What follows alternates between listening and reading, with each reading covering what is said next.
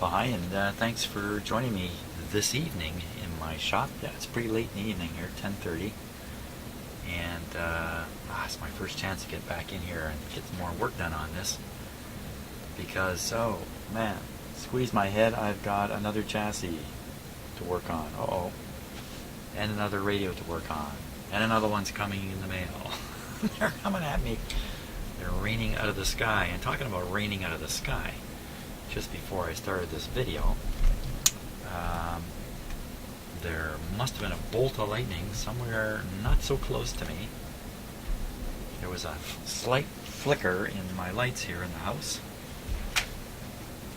and half of our stuff in our house went off. Computer stuff went off. My shop computer here managed to stay on though, interestingly enough. So that's got to be the fastest little interruption I've ever experienced. Could barely see it in the lights in the house. So, okay. Anyway, that was a big thrill. You know, it's an electrical thing. That's why I'm bringing it up. You know, come to think of it, lightning's been around for a long time. Pretty sure of that. So human beings have been staring at the sky and wondering what the heck is that coming out of the sky for a long, long, long time.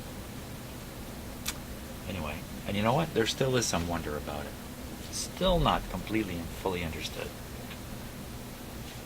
Now, I'm not going to get too distracted here. Get on with the work. So I'm going after 1, 2, 3 molded capacitors here that I was examining in the last video. And it should be pretty straightforward. Take a close look at the first one I'm going to do here.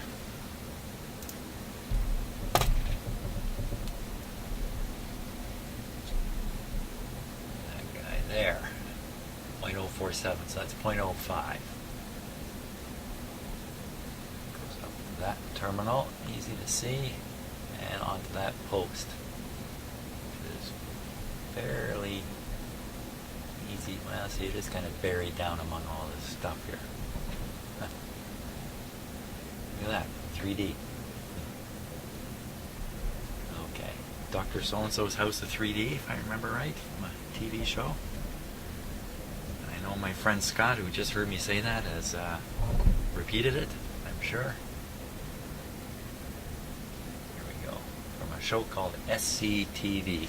It's kind of a precursor to Saturday Night Live. I think I could say that. Kind of a silly Canadian show. Okay. So first I'm going to cut that guy out of there, but you know what? The camera cannot stay where it is, because I cannot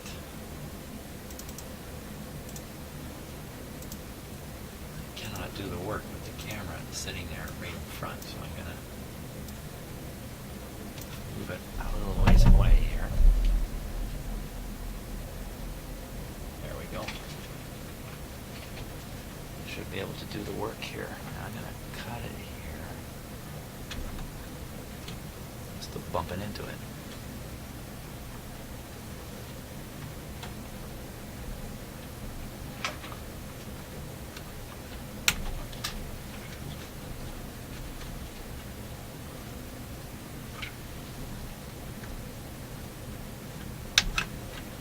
There we go. Hunts. Oh, heavens, it's a Hunts.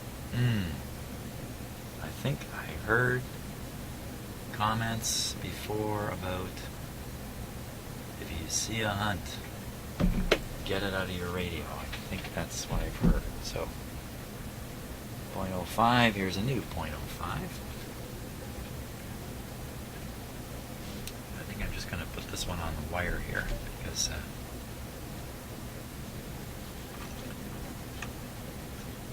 it's a little hard to access the terminal, in fact. I'm going to start with the other end.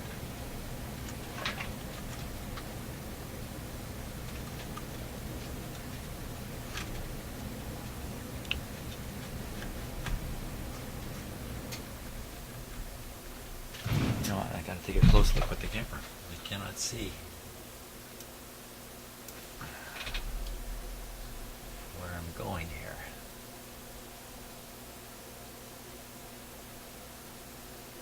that terminal right by the end of the capacitor I put in. Let me give the wire a tug here just to be sure, because it's so easy to be fooled.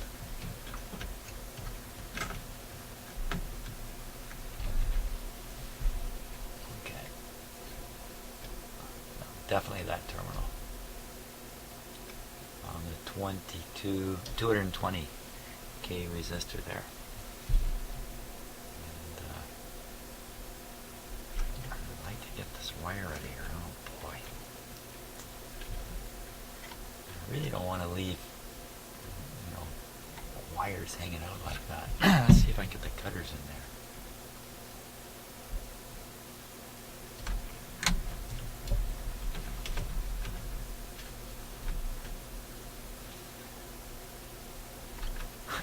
They look gigantic on the screen.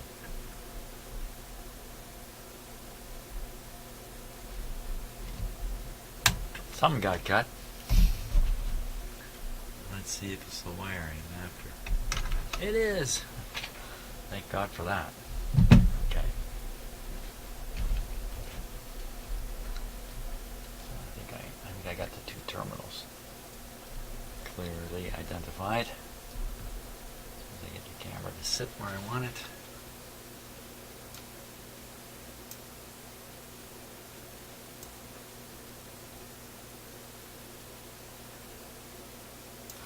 Lightning outside in the distance, but no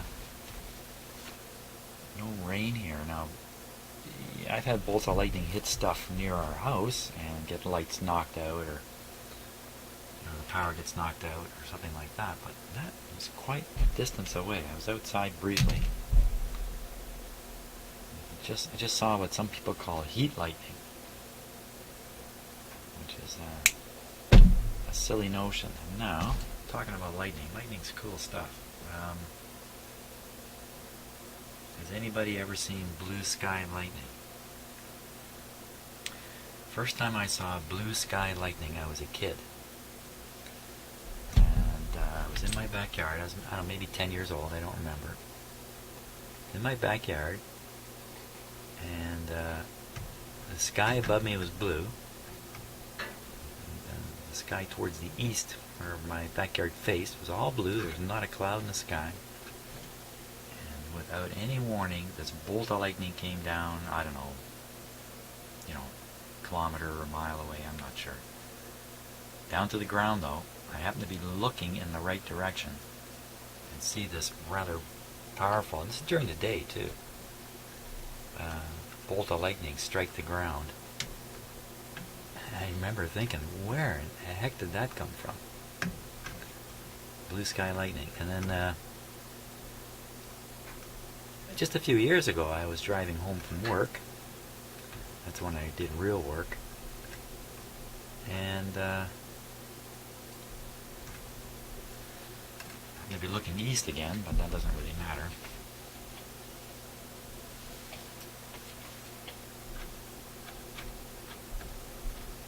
And suddenly, out of the blue sky, this bolt of lightning, I could see it come kind of across the sky from behind me a little bit and come down.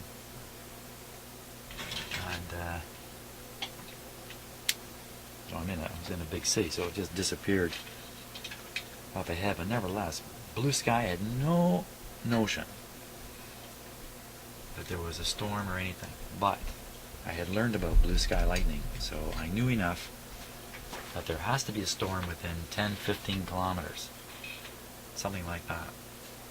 And sure enough, when I looked in my rear view mirror, I could see the sky was dark some distance behind me. Because lightning can travel a huge distance under some circumstances before it comes down out of the sky. There's all kinds of interesting stuff about lightning.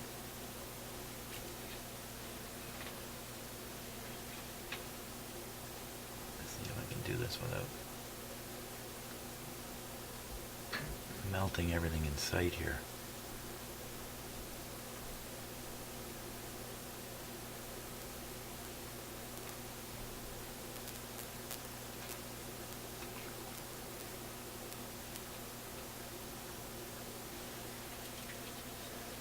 So, have you ever seen blue sky lightning? That'd be my question. Or some other weird lightning effects. There's a bunch I don't know anything about. But knowing the kind of people who watch my videos, somebody's going to have some lightning stories. How about this? I've had lightning strike extremely close to me, like in the neighbor's backyard type close, like really close. And what I've noticed, happened once or twice now in my life, is you don't hear the bang or the boom or anything. What you hear is a sizzle. Just a sizzle. I wonder if anybody else has experienced the same thing.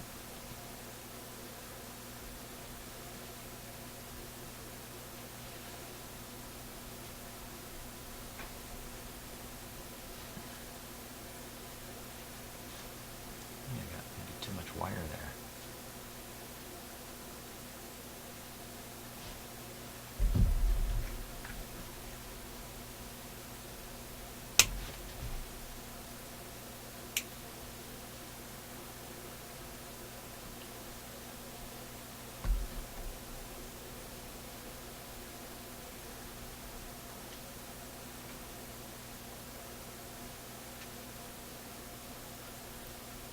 Lots of places to short out in there.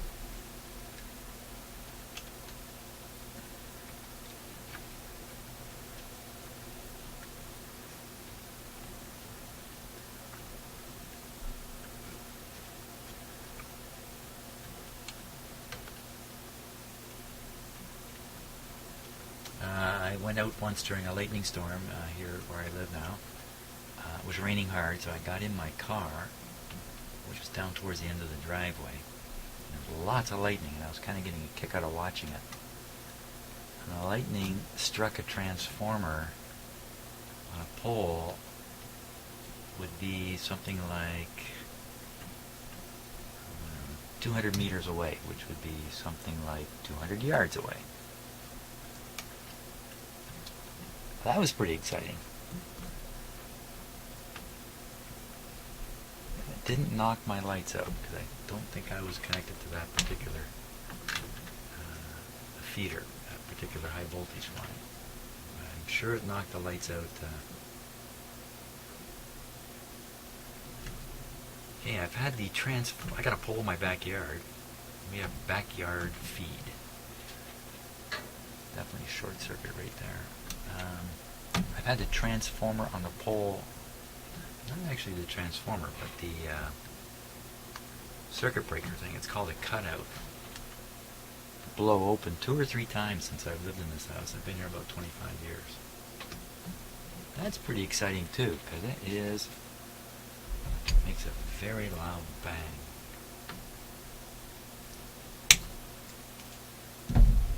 People, because I worked in the power distribution industry, and my job for a while was looking at blowed up stuff, I paid attention to stories about it. I'm going to make it a short circuit there. Let me look at this a little closer.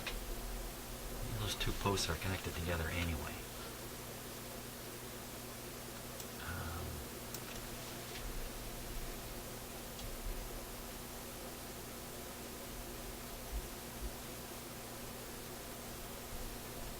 That looks okay. They're definitely not connected. The one with the white wire and the one with the red, yellow resistor that I connected to.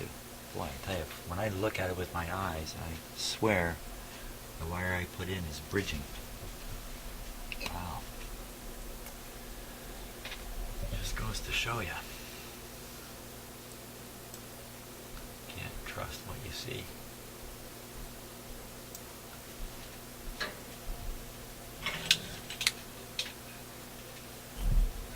Believe nothing.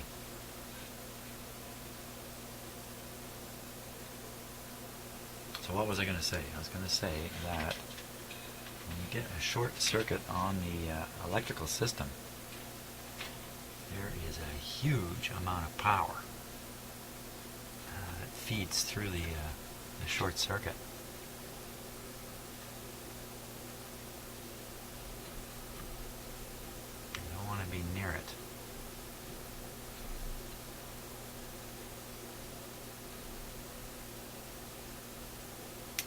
saw some high-speed film was done years and years ago. Somebody did high-speed film of a fault. They generated a fault by driving a pin before the power is on, putting a pin through a piece of cable or a nail or something anyway, shorting the outside of the cable to the inside of the cable, and then applied, I don't know how much, applied enough power to generate something like 10,000 amps through this thing. And what they were trying to demonstrate was how dangerous this could be inside a manhole. Oh boy. It's super slow motion. The fault lasted, I think, 6 cycles. So it's what, 1/10 of a second? In fast motion, there's just a bang and a pile of smoke. But in that super slow motion, you could see each pulse of the 60 cycles shorting, each one shooting out flames and stuff. Man, it was dramatic. When you see it in real time, it's just one big bang. It's over. Pretty exciting stuff.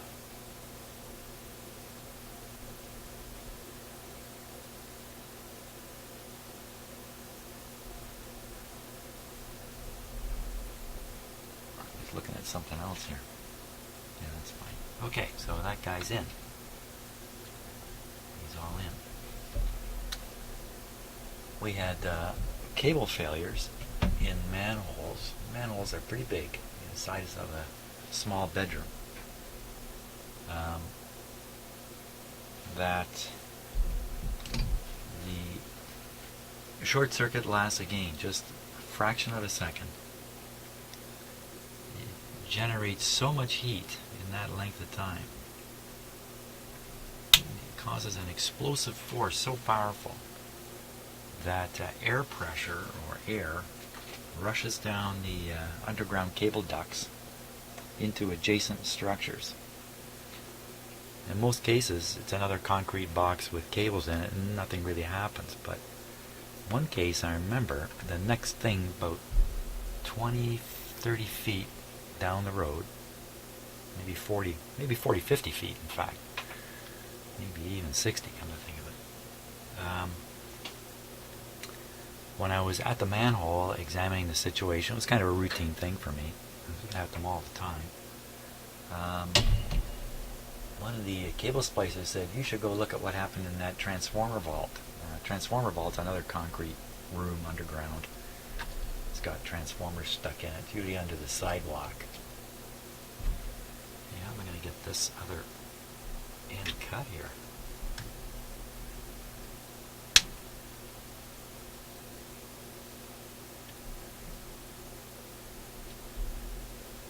Is everybody seeing that? That's pretty weird looking. Okay.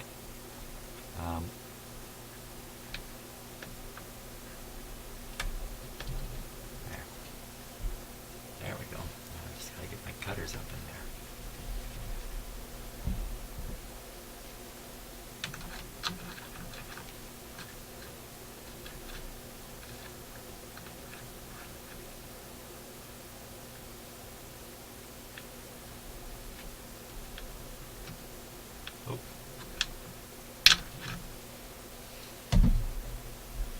So I went over to this transformer vault. Now, transformer vaults, they have built-in ladders. Actually, they're pretty interesting. I think they're probably the same in all cities. I don't think the design was anything peculiar to where I worked. Now, what did I just take out? Another Hunt's. This one is another .05.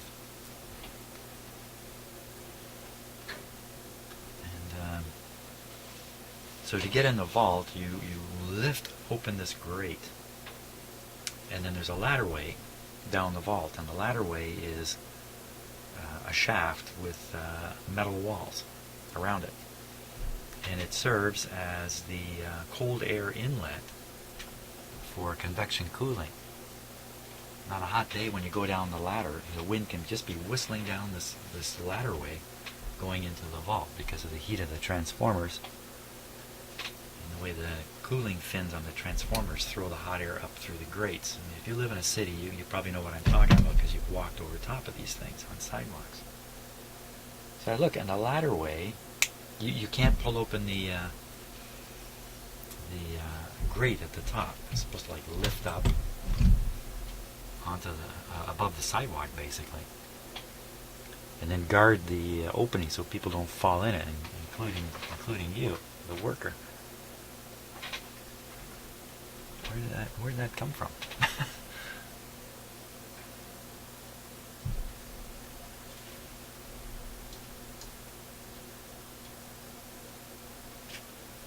Did come from back in there, didn't it? Oh yeah, there it is. Yeah, back in there. So I go to lift the ladderway, and I think it was partially up and stuck, and I can't lift it up either. And I look down, and this ventilation shaft has collapsed on itself. It's been pinched in. And this is a strong thing, made with strong angle iron in the corners. I mean, it's a really strong structure. What had happened was the cable fault in the manhole had generated a pressure wave, gone down the ducts. These ducts are 4-inch pipes, maybe 6 or 8 of them, into this vault. The vault is essentially open to the atmosphere through grates. So you think, well, okay, so the air comes rushing down there. So what? It rushes out of the grates and that's the end of it. No, the pressure was so great that it collapsed this ladderway. I mean, it's hard to believe. I would think if somebody was standing on the grates, they would have been blowing up into the, blowing upwards from the force. It's really hard to appreciate. Although again, if you live in a major city, and it's got an underground electric system, and that's what they all do, and they use manholes with lids, you may be aware that once in a while those lids go flying. I remember hearing about a person in Buffalo. Buffalo's not far from Toronto, getting killed because they're driving down the road, and cable failure occurred in a manhole just up ahead. It threw the lid up in the air, and the lid came down, went right through their windshield, and killed this woman. It's the kind of story that hydro people hear about when it happens. It was news. It was local news. Well, a manhole lid weighs 300 pounds. And I heard stories about them going 30, 40 feet in the air. Just from the air pressure of the explosion. Some people used to always say, oh, that's because there was gas in the manhole.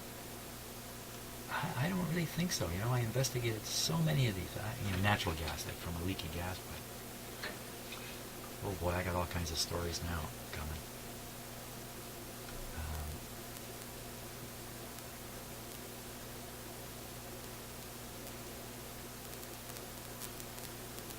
I think it was just the heating of the air from the amount of energy being released by the short circuit in the failing cable.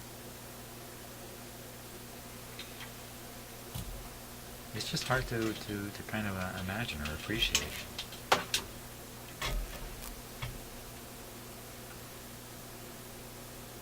That's no good at all. That's crapola. Crapola. I think I heated up the wire there. I'll leave it as it is for now until I get this other guy connected here.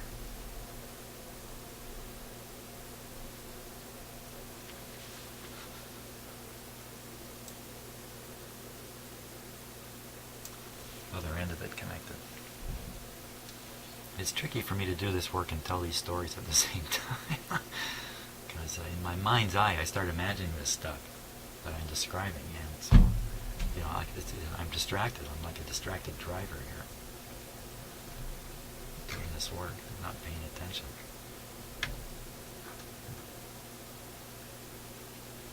This actually can be installed on the other side of here. Can it not? Oh, okay. I'm staying below.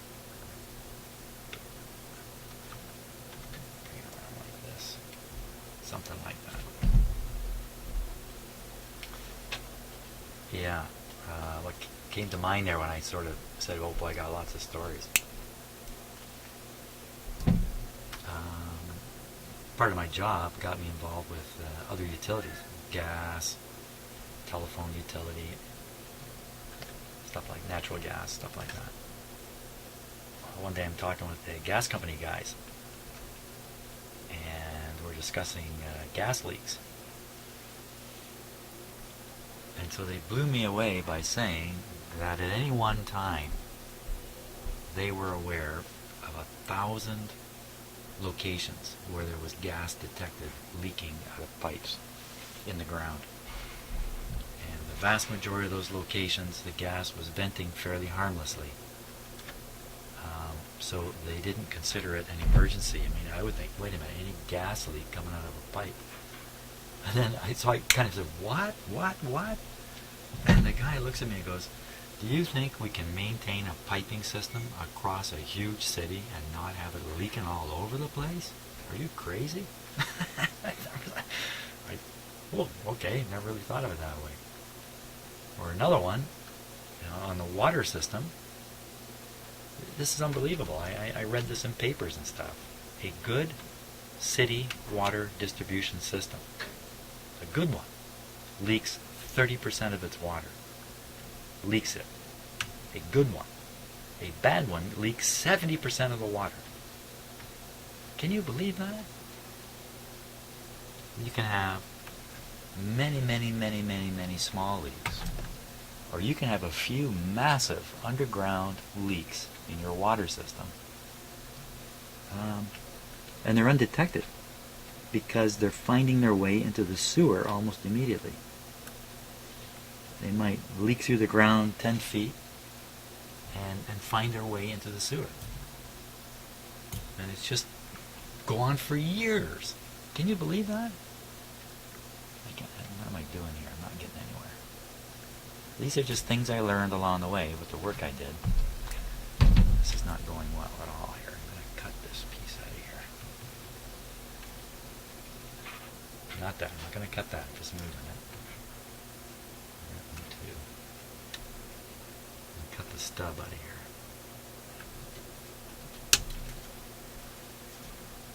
So, things that gas people take for granted. I used to be a cable locator, which meant I was called out to places where holes had to be dug in the city streets. I had to identify where the power cables were. So I came out with drawings, and I came out with a locating machine. It's basically a radio transmitter and receiver. That's how I learned a lot of this stuff, because it got me out of a lot of gas leaks. And I remember one case, I was out in the middle of the night, called out from home in the middle of the night. This is in the downtown of a big city. Big city, you can guess which one. I'm right next to it here.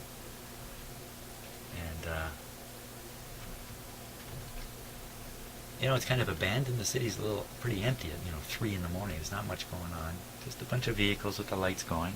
I pull up my vehicle, got my yellow light flashing too, from the power company. I get out. You kind of get an idea where the leak is just from the way the trucks are positioned and that, but I couldn't see anybody around. But I could see the doors were wide open on this apartment building. The doors were propped open. Okay, that should have been hint number 1. But I thought, I guess the guys are in there. I'll go find them. Because I got to give them paperwork after I've done the cable locate, explain to them where the cables are before they start digging to fix the pipe. So I go in the building, and I'm kind of wandering around a little bit. I can't remember all this in detail. Somehow I ended up downstairs. Maybe somebody told me the gas guy's downstairs. I go downstairs, wandering around this apartment building, I find him. He's standing in a room. It could have been the electrical room, or it could have been the room where the gas pipe was coming in the building. I can't remember again, but he's standing there and he's got his gas testing meter. It's just a thing to give a gas reading. And he's standing there and he's sniffing with it. Usually they're sticking it in stuff. I used to see them stick it in catch basins and stick it in stuff. But he's just standing there, kind of sniffing the air, looking at it. And I show up and I go, hey, I'm the cable locator from the power company, and just wondering, who I should see about this cable locate. And he looked at me and he goes, you know what, you shouldn't be in this building. And suddenly I realize the building is filling with gas.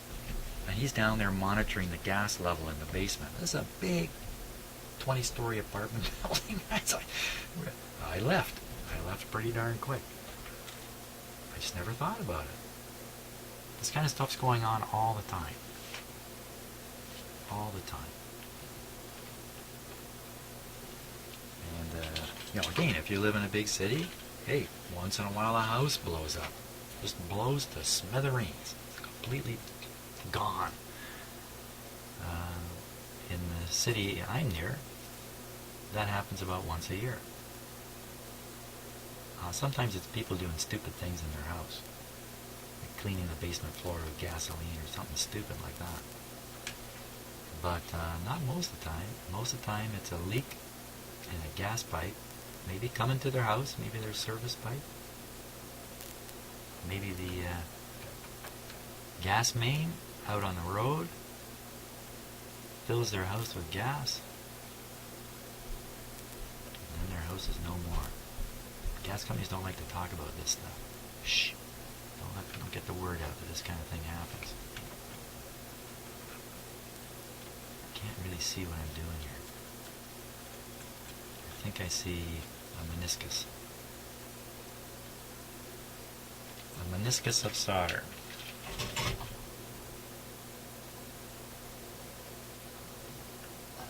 I got it. It's not the best, but it's not going anywhere.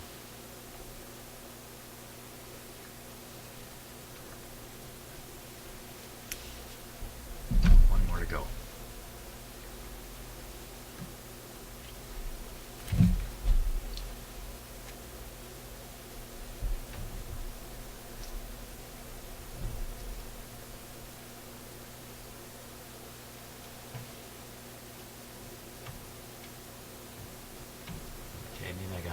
I got one more story.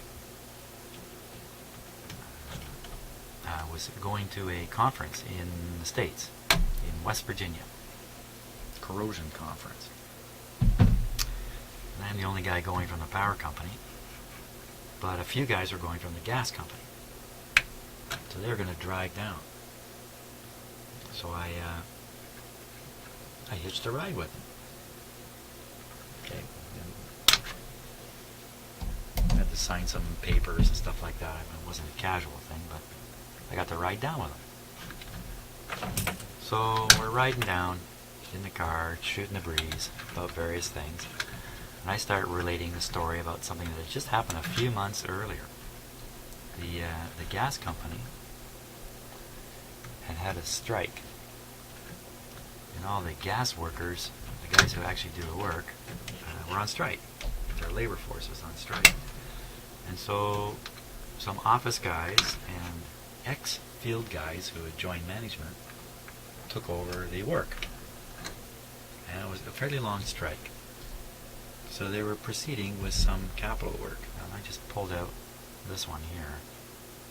It's another .047. Just checking them all here. 0.047, make sure I don't make a mistake. Yeah, they're all the same. 0.047.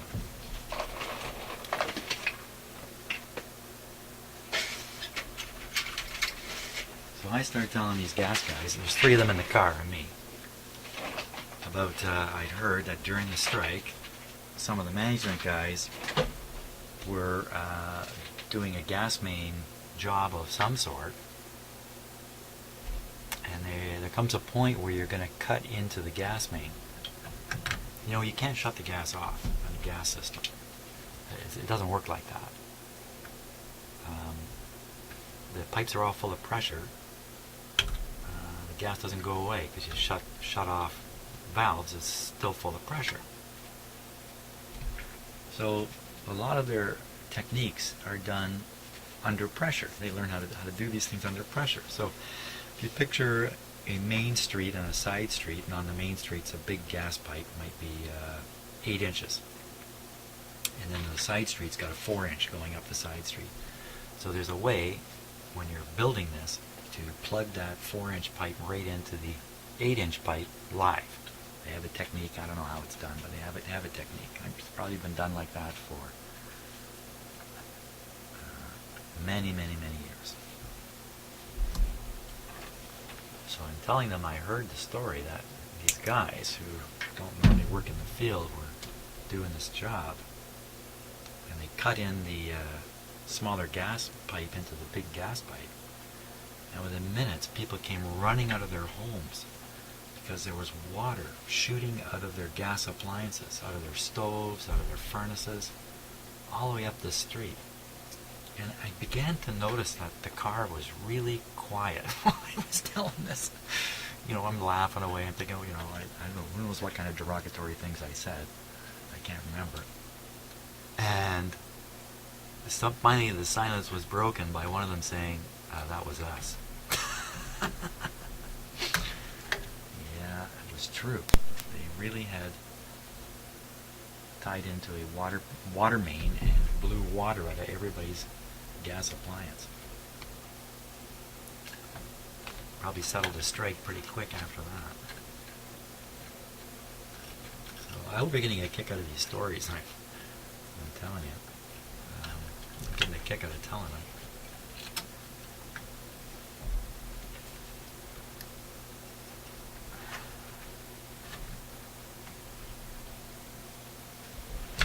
But you know, there's some sad stories which I won't tell. But during the time I worked in this power company, six people died on the job. Falls, hit by cars. One guy burned badly, burned to death, completely. So, along with all the chuckles of what people do wrong, unfortunately, in the utility business, it's pretty darn dangerous. And you get, you know, you work around this stuff, you get kind of complacent, that's the word. Okay, I got another story now, not a bad one. I mentioned I went and investigated cable failures. So that's what I was doing one day. There had been a cable failure, and it had been repaired. And I would go in manholes, adjacent manholes, and check things out and this and that. So I'm in this manhole. Very tight, very dark, dirty, horrible places. There's nothing pleasant about them. And so I'm working with a flashlight. My partner's up above, in case I get in trouble of some sort. I'm shining the flashlight around, doing my usual inspection stuff. I've gotten pretty good at doing power cable inspections. Kind of invented my methods around it, because, you know, who's going to tell you how to do that kind of stuff? And the cables come into the manhole from a duct, from a pipe, a big 4-inch pipe I mentioned before. And the cable's maybe 3 inches around. It really fills up that pipe.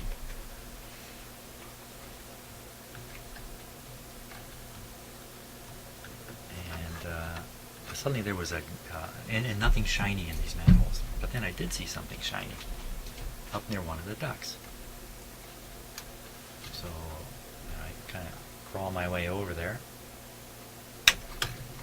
flashing my flashlight up at it. Finally, I keep seeing this glint of shininess. Just, you know, I'm curious. Oh, I cut that a little short, didn't I? Okay, so we'll go on the wire here. So finally, I kind of wedge myself in, literally amongst these gigantic cables, so I can get up really close and see what this thing is that's caught my attention. And suddenly I realize I'm looking into a blown open cable. The thing is, it's live. Look at this thing. It had blown open, and when the guys had come out to repair it, I don't know what they did. They went somewhere else and repaired something else, thinking they had repaired the cable. Then when they're done, they sort of, you know, cross their fingers, and the control center switches the power back on, and normally power comes on, lights come on, everything's fine, end of that. But they'd actually found something else, I don't know, I can't remember all the details now. But there I am in this manhole, staring at a cable. It's a 3 inches, it's as big as your arm, 3 inches around. A hole in it you could put your thumb in easily. Copper sitting there, paper insulation, that's what they were insulated with.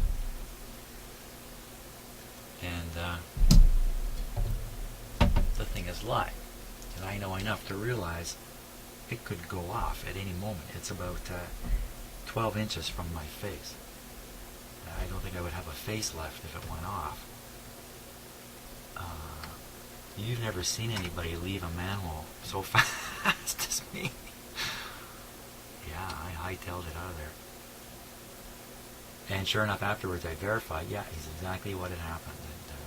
They'd done something. Like I said, I can't remember the details of what it was. Some other place.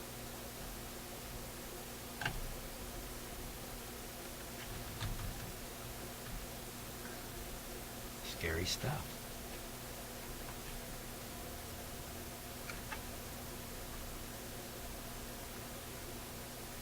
I survived it all. Doggone it. Come on. This is taking me longer because I'm telling these stories and not paying attention.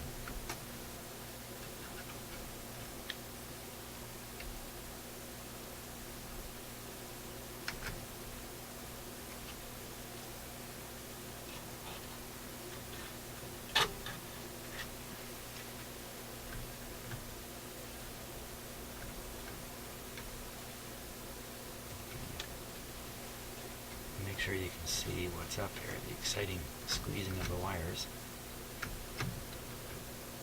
Oh man, this is just, sometimes the angles are just not in your favor at all. Try a different tool here.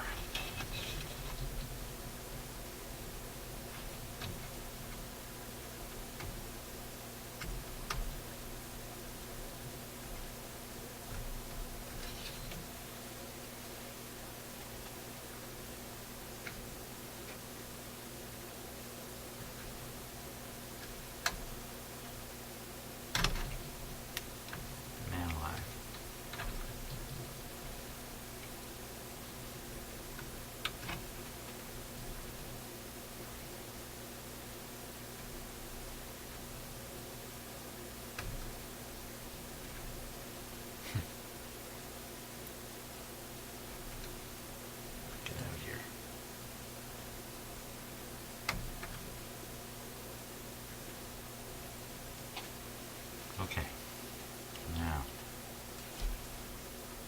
this resistor here, this one here, moving away.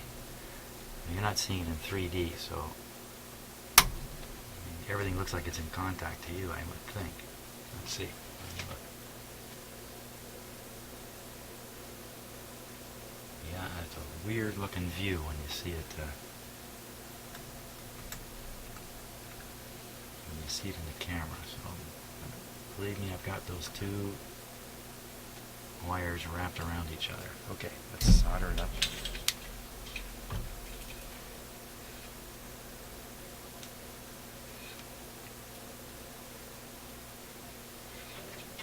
I can't tell you all my stories, I gotta save some for future videos. Yeah, that's an interesting idea. I've got some VHS videos I took of manholes and stuff like that. I wonder where they are. I could spend a little time turning them into YouTube videos.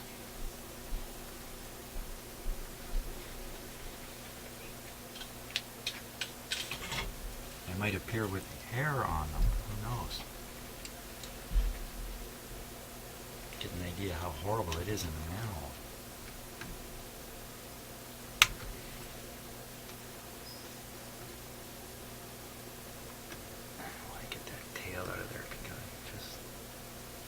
short circuit waiting to happen.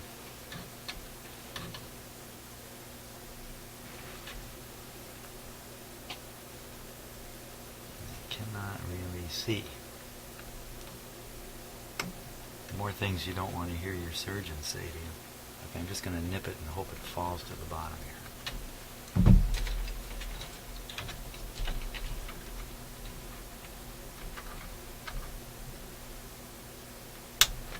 It came shooting out and hit me.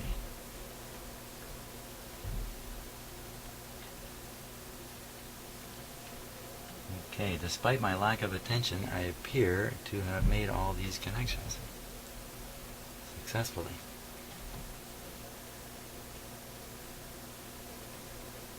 Let me take a closer look at that one I just finished. How long have we been going here? 45 minutes. It's about as long as I want a video to be.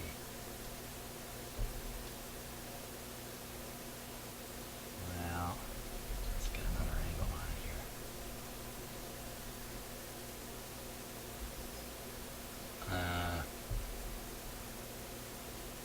I'm not sure I'd win any awards for that, and then I'm going to put some more solder on that guy.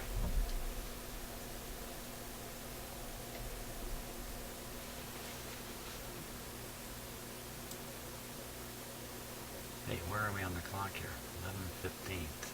Today's Saturday. That means Saturday Night Live is coming.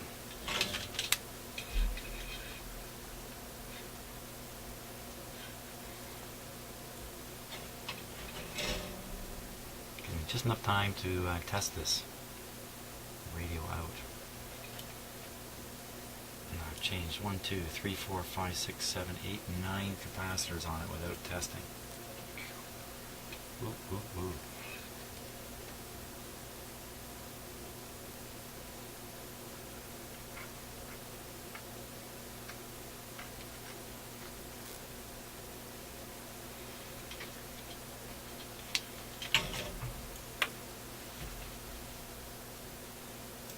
That looks a little better. Oh yeah, that's got it. Okie dokie.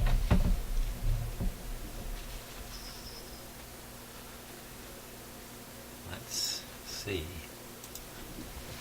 Let's see if I broke the radio here. Okay. Speakers are connected. Yes, they are. Yes, they are. Not plugged in. Let's plug it in. Plug it in.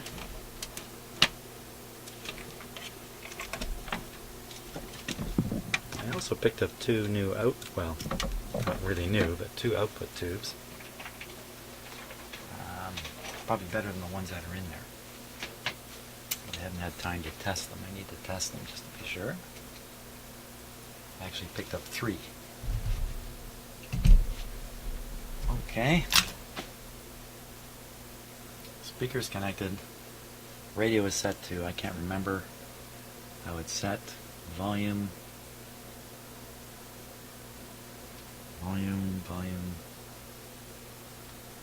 going to be one of these two. Okie dokie. We'll start it up on, let's watch the lights. This is where the excitement is. We'll start it up on, I mean, these capacitors, they can't cause a big short if I made a mistake. Famous last words. There we go. I didn't even give a countdown. Okay, light bulb's going good. Everything going good. Goody, goody, goody. No antenna connected to this radio, and it has no built-in AM loop either.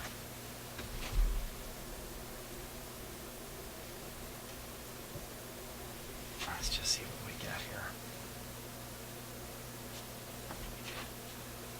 Yeah, I have 2 chassis for another console stereo. It's a Zenith though. Oh, I'm hearing sounds.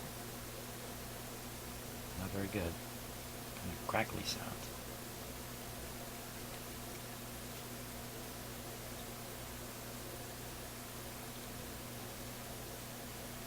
crackly sounds from the speakers, not from here. Okay.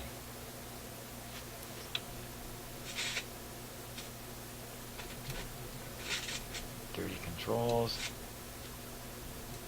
It's probably volume.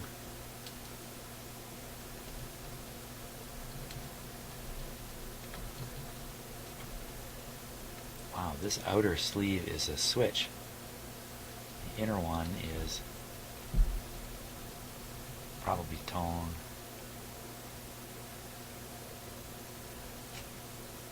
Nothing like guessing away. Let's hook up an antenna here. Still got a few minutes to goof around. Push this video out to almost an hour.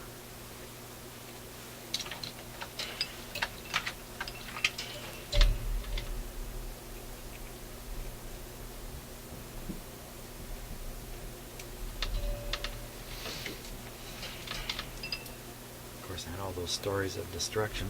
Now, turn it down. I think I've turned it down. And the antenna, AM antenna, is the gray wire here.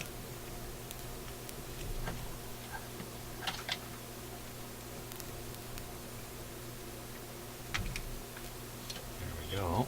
Turn it back up. How about that?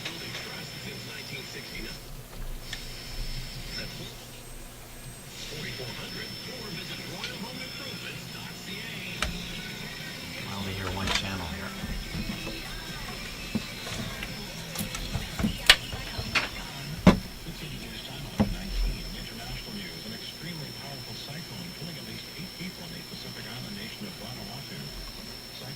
Balance not right. World Vision emergency communications officers in the capital of Fort Vila say many of the outer islands have no running water. Oh. Okay, that's one channel turned up full. It's still coming. Oh, something not right on this. Something not right. I'm getting one speaker working properly when I. Other speaker, not so much. Ah, see, that's what happens when you make 9 capacitor changes in a row. What else could be wrong here?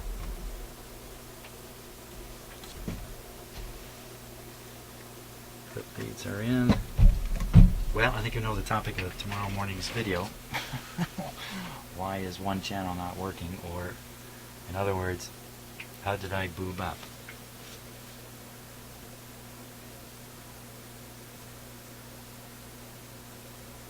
Yeah, it could be lots of different things. I just maybe I don't. It could even be this.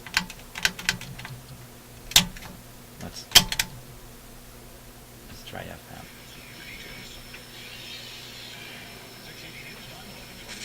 Still AM. Still AM. I think that's FM. FM no antenna. Let's put on an FM antenna. Put an antenna on the FM. Still got the radio running on restricted power. Shouldn't cause one channel to go away.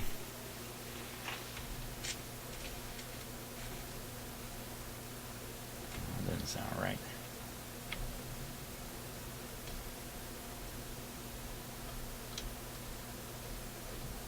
I broke it.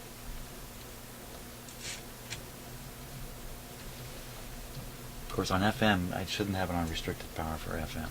Okay. Let's take her up to full power. If there's something wrong, we'll find out real quick this way.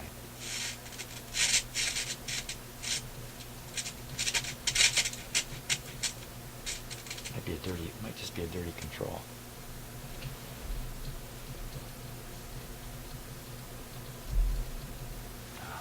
This thing down here doing something too.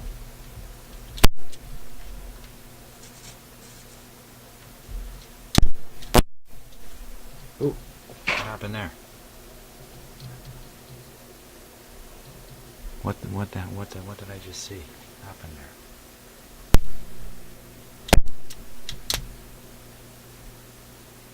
Okay, that's interesting. So the lights are on up here, and not on in those settings. What's that tell you? It tells me this must be turning the radio. This must be like radio phono tape or something like that. So radio on.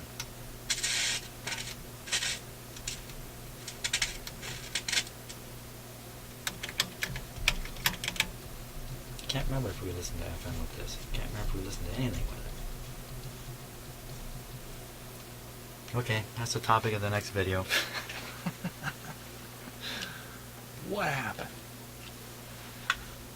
Hey, thanks for watching. Hope you enjoyed all my crazy stories. And I'll be in here in the morning working away.